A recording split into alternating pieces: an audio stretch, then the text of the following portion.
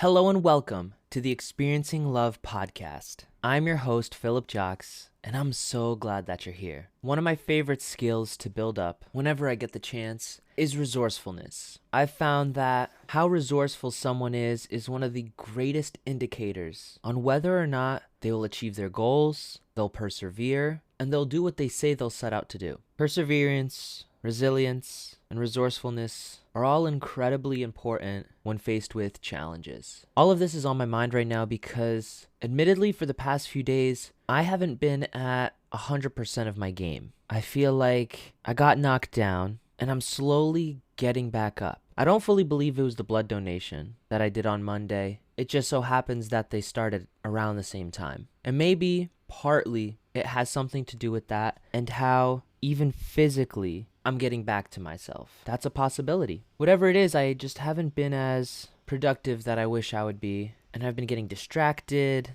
and I'm not as focused. Even in my meditations, my mind often wanders in many directions, and I want to say it's more than usual. Because if you've ever meditated before, you know that the simple act of quieting your mind only works for about 7 seconds before something else pops up into your brain. And that's okay. That's exactly how it's supposed to be.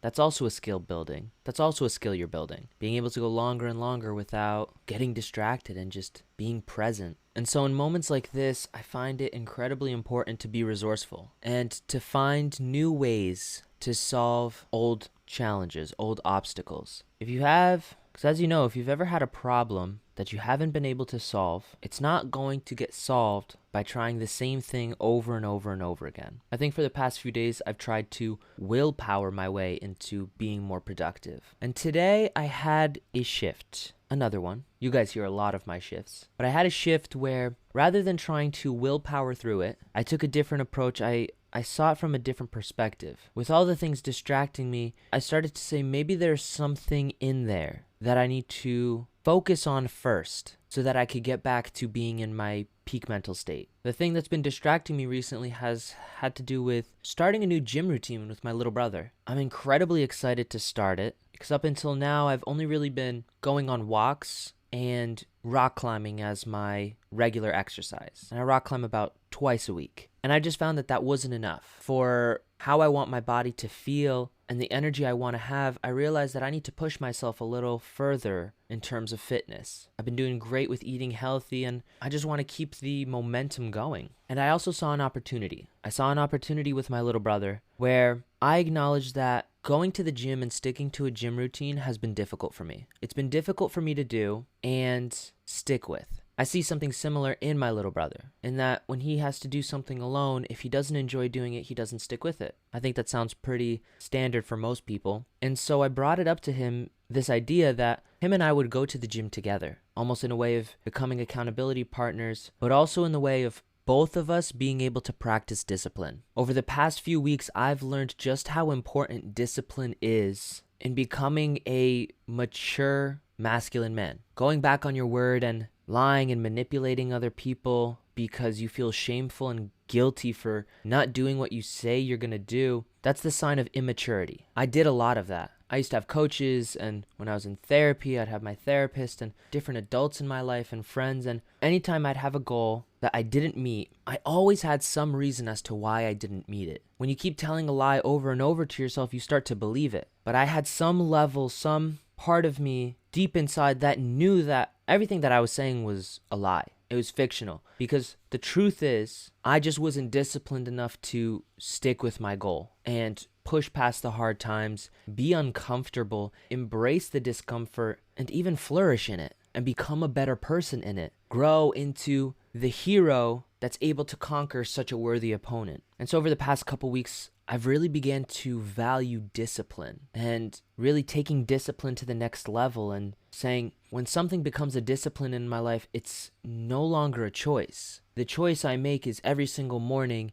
do I stay disciplined? But I don't make a choice about the things that I'm disciplined about. That's a one and done decision, really. The way I look at it, it can be very hard to stick with many habits that you have in your life if every single day you have to make the decision if you're going to stick with that habit on that day. For instance, if you want to start taking cold showers in the morning and eating breakfast and making your lunch and dinner for the day. And you want to make sure that you're reading 30 minutes every day, and you want to go on a 30-minute walk every day, and you want to meditate. That's a lot of decisions you have to make every single day if you decide that those are just decisions I make. Those are things that I do. I don't know how many I listed just there. I think it was maybe 5, 6, or 7. 7 decisions you have to make every day versus deciding that you're creating a discipline around those things. That it's not a choice whether or not you do it. It's a must. You've decided once to do it and you're going to do it. You know those things help you in some way, shape, or form. And you know that when you do them, even when you don't feel like doing them, you benefit from it. You grow from it. You become a better person. It actually reminds you of why you're doing what you're doing. Instead of making those decisions every day, I make the decision once. And I say, am I going to be disciplined about doing this every single day? And then I say yes. I say yes to each of those things. I have even more. So it's more than 7. I have 10 decisions that I've made weeks ago to be disciplined about. And so instead of every single day saying,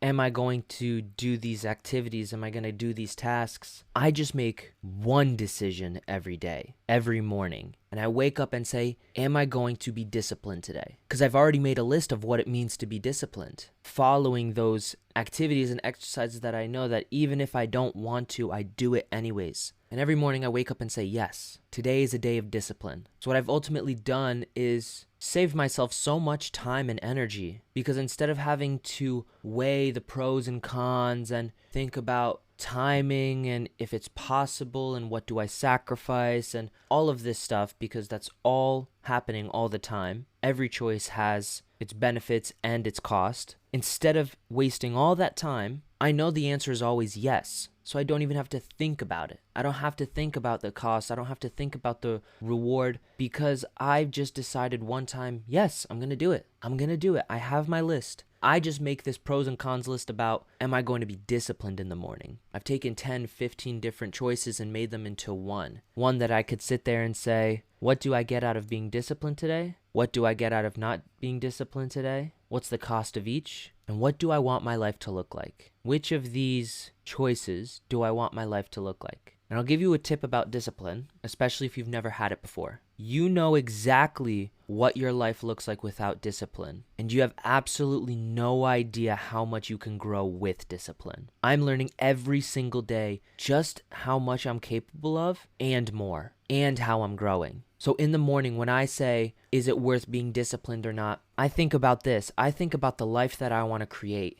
and the life that I have now. I don't have the life that I want to create because I wasn't disciplined about the things that I needed to do to get there. So quite simply, I can say, do I want that life, or do I want to go back to the life that I've always known? Some people choose to go back to the life they've always known, and that's okay. That's perfectly fine for them. That may be you, and it's perfectly fine for you. You're allowed to make that choice. What you're not allowed to do is make that choice and then complain about it, because something like discipline is fully in your control. I'm being tough on this one because discipline requires this level of unwavering strength. You have to be willing to tell yourself no to your temptations, to tell yourself no when you want that extra nap, or no when you want that piece of cake or that cupcake, whatever it is, piece of candy. No when you want to skip out on the gym. No when you want to go light at the gym because you're feeling lazy, not because you're hurt or sore or whatever it is. Discipline teaches you to say no, and one of my favorite benefits from it is the more I've learned to say no to myself, the easier it's become to say no to other people. Because I started saying, how much more uncomfortable could someone make me than I make myself? I choose discomfort so regularly,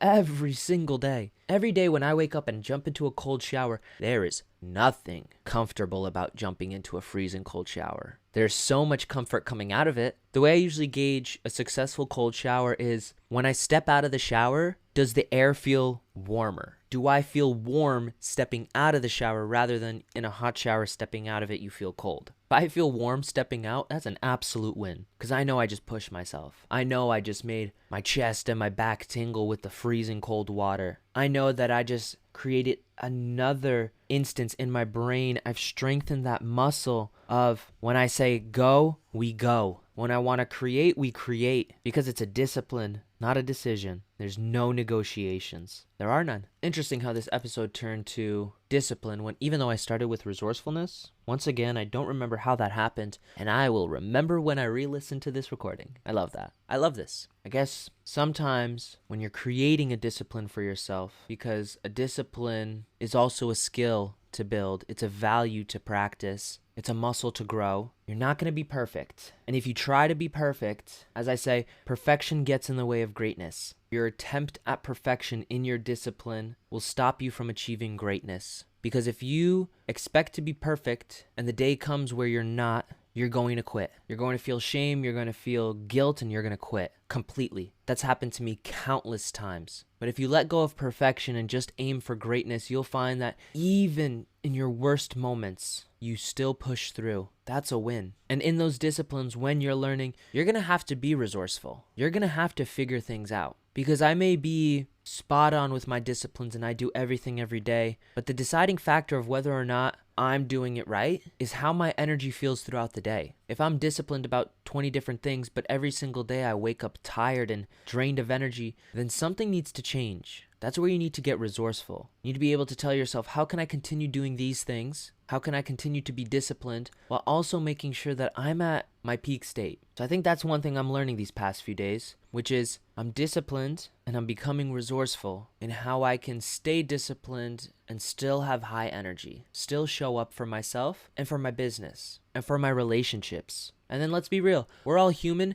so there's going to be times where we absolutely crash and burn. Life throws us the most wicked curveball, and we find ourselves on the ground. But don't count yourself out yet. When that happens, the best thing you can do for yourself is get back up, get ready, and try again. Today, I'm wishing you so much strength, so much resilience, so much perseverance, and most of all, so much resourcefulness. Whether or not you choose to value discipline is up to you. Just know that with the disciplines that you create now, you have no idea what gifts are waiting for you in the future. I hope you have a spontaneous rest of your day. Remember to fill up with the love, and I look forward to seeing you in the next one. I love you.